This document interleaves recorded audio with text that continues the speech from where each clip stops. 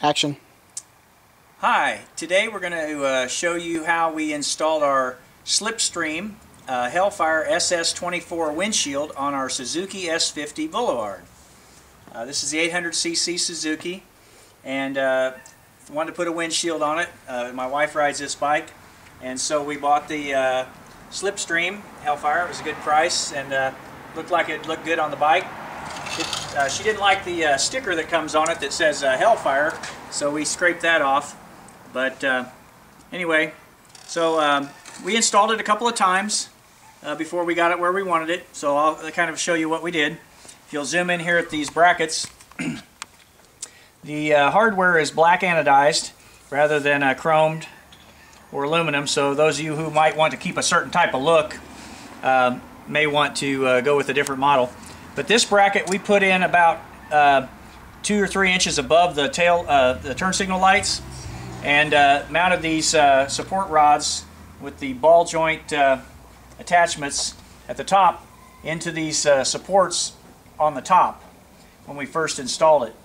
And that actually caused the windshield to ride forward. The recommendation by the manufacturer is that the angle of the windshield approximate the angle of the fork. So what we did, you'll zoom in on these brackets, we mounted these brackets upside down with the attachment points towards the rider where these adjustments are, and that brought the windshield back and gave it that sleek angle that looks like the angle of the bike. By doing this, we did not put the gasket on the top of the headlight like the instructions say to. So what we wound up doing was putting the gasket on top of the speedometer box right here. So normally they say to put the gasket over the top of the light, but that was too low, or it caused the windshield to rock too far forward. So anyway, we tightened all the hardware real good. One of the other things I'll mention is that the brackets for the 1-inch handlebar that hold the upper supports, these brackets, come with a rubber gasket that goes inside, a little strip of rubber, but they do not fit on the 1-inch with the rubber, so you have to mount them over the 1-inch handlebar without it.